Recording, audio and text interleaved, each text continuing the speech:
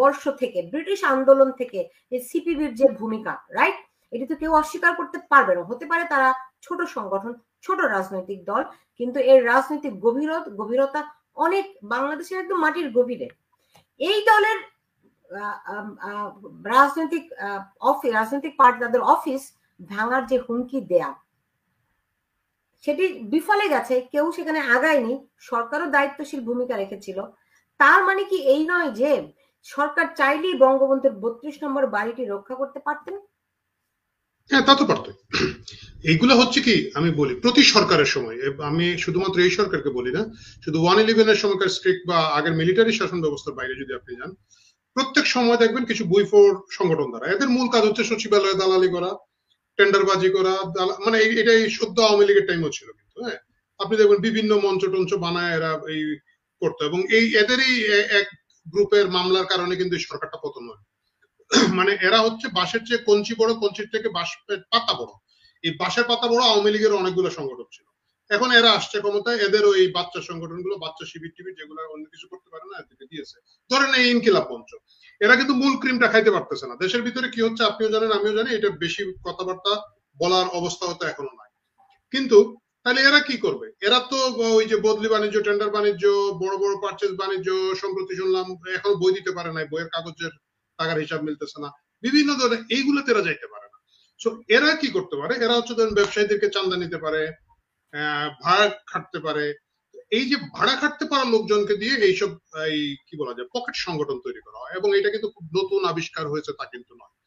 এই সরকার এখন এটা করেছে। এটা দিয়ে দুটো জিনিস হয়। প্রথম হচ্ছে দিয়ে রাজনৈতিক উদ্দেশ্য সাধন করা যায়, কারো গায়ে কালিমা না লাগে, ভাই ওরা একটা স্বতন্ত্র সংগঠন, ওরা কি করেছে আমরা জানি না, আমাদের কোনো দায়িত্ব না, আমরা দেখছি কথা বলছি।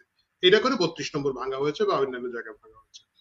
এখন কথা হচ্ছে তাহলে আজকে সরকার কেন যথাযথ ইঙ্গিত দিল না? যথাযথ ইঙ্গিত সরকার দিল না কয়েকটা কারণে। প্রথম কারণ হচ্ছে যে জাতিসংঘ মহাসচিব দেশে, এই সময় আপনি বাংলাদেশের একটা 70-80 বছরের পুরানো, এবং মানে কমিউনিস্ট পার্টি তো বিশ্বের সকল সভ্য দেশেই আছে, তো এইটাকে মানে কানেক্ট করা খুব সহজ। ধরেন আপনি একটা পার্টির নাম বললেন ঢাকা পার্টি, এখন বুঝবে না যে ভাই ঢাকা পার্টির আক্রমণ হয়েছে, এরা কি বলে না, ওরা খুব খারাপ ফ্যাসিস্ট, জাতিসংঘ মহাসচিব ভাবতে পারে, হইতে পারে। কিন্তু আপনি যখন কমিউনিস্ট পার্টি বলবেন ওয়ার্ল্ডের যে কোনো জায়গায় ওরা ফ্যাসিস্ট, ওরা জনগণের বিরুদ্ধে, এটা বিশ্বাস করাইতে আবার একটু কষ্ট হবে। বলেন কি দুনিয়ার কোথাও কমিউনিস্টরা জনগণের বাইরে না, এই দেশে কেন? Everyone will ask. এখন আপনি তার অফিসটা নিবেন, ভাঙবেন, দখল করবেন, সরকারের জন্য বিব্রত করে। এই জন্য সরকার তার এই ছেঁচড়া গুন্ডা বাহিনী যেটা আছে এটাকে আজকে মুভ করায় নাই, এর বাইরে কোনো কারণ নাই এটাতে। এটা এখন কথা হচ্ছে তাইলে আগে করাচ্ছিল কেন, বা এই করানোর টার্গেটটা নেওয়া হয়েছিল কেন? খুব পরিষ্কার একটা কথা আমি আপনার বলি, আগামী লড়াই মানে বাংলাদেশ এখন এক ধরনের দুই ভাগে বিভক্ত। একদিকে হচ্ছে যে যারা হৃদয়ে পাকিস্তান, আমি জানি না আপনি দেখেছেন কিনা ফেসবুকে আজকে উর্দুতে বাতচিত করতেছে না তারা, এবং ওই স্টেকে কিন্তু প্রচুর পার্টি, মানে ওই স্টেটে বিএনপি খেলতেছে, জামাত তো ওইটার বড় স্টেক হোল্ডার, এই যে 501 নম্বর বল সাবান সহ যারা আছে অন্যান্য দল, তারাও এটার মধ্যে আছে। তরুণদের মধ্যে নতুন দলগুলো হয়েছে, বিবি নুরের দল আছে, এখন যেটা আরেকটা কি যেন হয়েছে, জাতীয় পার্টি, জাতীয় নাগরিক কমিটি, এটা ওরাও কিন্তু একই স্টেকে খেলতেছে। ওরাও দেখবেন বলছে যে পোশাক কি হবে, খন্দকার মুশতাকের পরে প্রথম দেখলাম সামান্তা শারমিন বলছে যে এইটার উপর একটা বোর্ড বসানো হবে। আপনাদের মনে থাকার কথা না, ইতিহাস ঘাটলে দেখবেন এটা বাংলাদেশের আগে একবারই হয়েছিল। খন্দকার মুশতাক সার্কুলার দিচ্ছিল যে জাতীয় পোশাক কিস্তি টুপি, জিন্না টুপি সহ কি কি যেন বানাইতে হবে, ওইটাতে যাচ্ছে। গোটা কথা হচ্ছে কি, এই একটা স্টেক হোল্ড মানে একটা মানে কি বলবো আমি, একটা টার্গেট গ্রুপকে টার্গেট করে সকল পার্টি ওইদিকে আছে। তাহলে উল্টা দিকে কারা? যারা মুক্তিযুদ্ধ বিশ্বাস করে, যারা 71 বিশ্বাস করে, যারা প্রগতিশীল বাংলাদেশ বিশ্বাস করে, যারা বাঙালির সংস্কৃতি বিশ্বাস করে, যারা নারী ও পুরুষের সমাধিকারে বিশ্বাস করে, এরা কি করবে? এতদিন ধরে কিন্তু এই দোকানটার একক মালিক ছিল আওয়ামী লীগ, বা বড় মালিক ছিল আওয়ামী লীগ, যার কারণে ঘুরে ফিরে ধরেন অনেক বাম সংগঠন বা অন্যান্যরা সিমিলার মনোভাব নিয়ে যদি ঘুরেও থাকে, তারা কিন্তু পাত্তা পায় নাই আওয়ামী লীগের কারণে। কারণ আওয়ামী লীগ এইটা দিয়েছে সকলের মাঝখানে, একই সাথে সে মাসল পাওয়ার দিতে পেরেছে, টাকা দিতে পেরেছে। মানে আপনি একটু আগে জিজ্ঞেস করছিলেন সিপিবি ক্ষমতা দেয় না কেন, 500 টাকায় যে দেশে ভোট বিক্রি করা যায়, ওই দেশে সিপিবি উনি কেমন ইলেকশন করে পারবে? আমার সাথে পারবে উনি ইলেকশন করে? পারবে না। আমি কালকে 5 কোটি টাকা নামায় দিতে পারবো, উনি পারবে না। উনি সারা জীবন জনগণের জন্য কাজ করেছেন। কিন্তু ভোট ম্যানিপুলেশন, ভোট ম্যানেজমেন্টের অনেক ধরনের ক্রাইটেরিয়া মিট করতে, পপুলারিটিও থাকতে হয়, সাথে সাথে ভোটটা গুছায় বাড়িতে আনার একটা ব্যাপার থাকে। সেই জায়গাটা আওয়ামী লীগ কিন্তু ভোট গুছায় আনা, পপুলার ডিমান্ড তৈরি করা, জনস্রোত তৈরি করার একটা ক্ষমতা ছিল, তারা নিয়েছে। আজকে আওয়ামী লীগ রাজনীতির সমীকরণের একটা বাইরে চলে গেছে। কিভাবে বাইরে চলে গেছে আমরা সকলে জানি। জুলাই আগস্টের আন্দোলন, তাদের অন্যান্য কৃতকর্ম, 16 বছরের শাসন ব্যবস্থার অনেক সমালোচনার মুখে এসে তারা ব্যাকফুটে আছে। আদৌ তারা ইলেকশন করতে পারবে কি পারবে না কেউ জানে না। সেকেন্ড পার্টি কারা?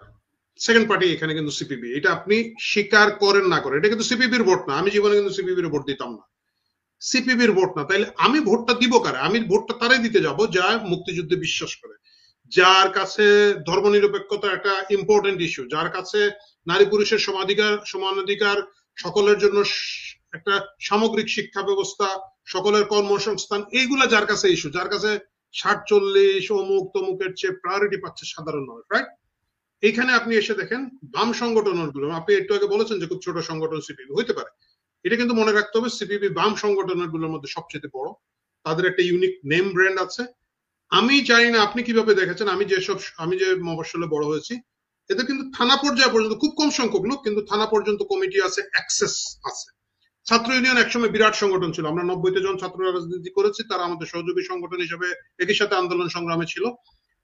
তাদের কিন্তু সাবেক ছাত্র ইউনিয়নের প্রচুর একটা স্টেক হোল্ডার আছে।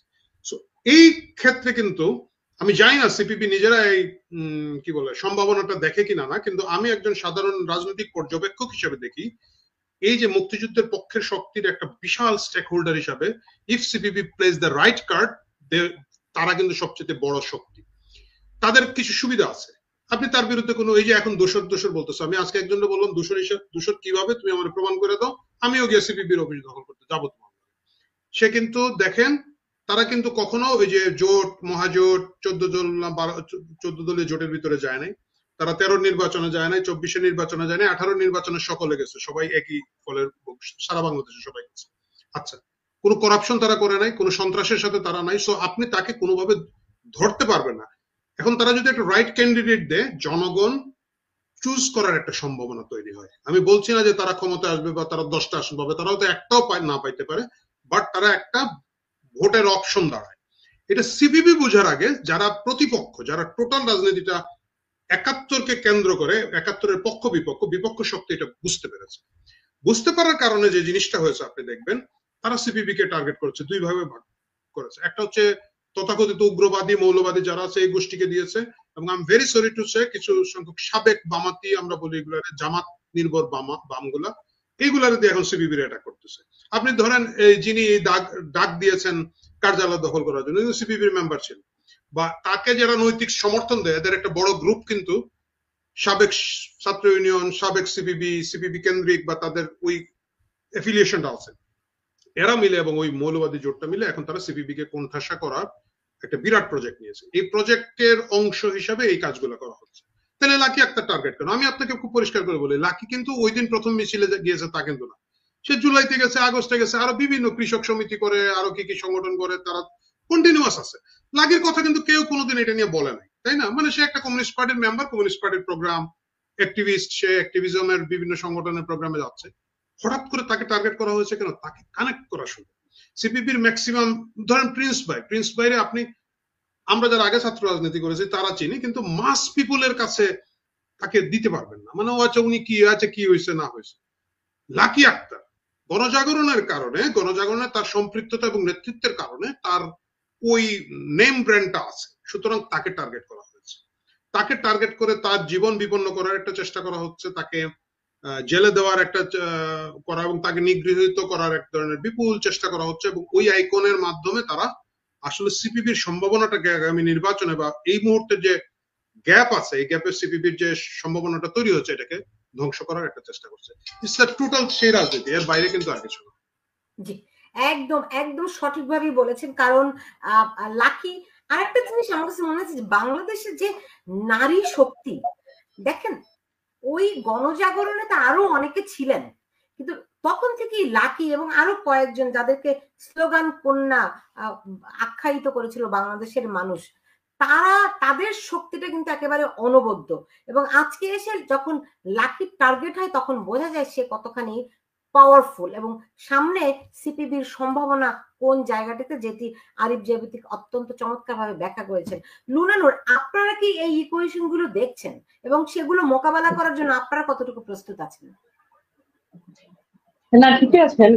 আরিফ একদম কারেক্টলি বলেছেন একটা বিষয়। তার সাথে আমি আর একটা যুক্ত করতে যাই, সেটি হচ্ছে যে শুধুমাত্র লাকি আক্তার নোন বা লাকি আক্তারকে খুব সহজে পরিচিত করানো যাবে এই কারণে না। ওখানে লাকির জায়গায় যদি আমাদের পার্টির অন্য কোনো কমরেডও হতেন, গণজাগরণ মঞ্চের সাথে যুক্ত থাকতেন, আমার মনে হয় যে তাকেই টার্গেট করতেন। আমার যেটা মনে হয় যে মূল টার্গেটের জায়গা হচ্ছে গণজাগরণ মঞ্চের অন্তর্ভুক্ত। টোটাল পার্টিটাকেই টার্গেট করেছে এবং আপনি দেখবেন তারা বলতেছে সিপিবি কেন গণজাগরণ মঞ্চের লিডারশিপে গেল বা সম্পৃক্ত ছিল, সেটা পার্টি। আমি বলতে চাচ্ছি যে কানেক্টিভিটি এবং ম্যানিপুলেশনের জায়গায় তাদের জন্য একটা ফিগার বা একটা নাম বলে দেওয়াটা খুব সহজ। সেই জায়গাটা যেহেতু লাকি আক্তারের সে মিডিয়া প্রেজেন্সটা ছিল, তারা সব যে কাউকেই বা সবাইকেই করছে। তারা তো বলছে না যে না ঠিক আছে লাকি আক্তারের কার্যালয়ে গিয়ে আমরা দল বলছে সিপিবি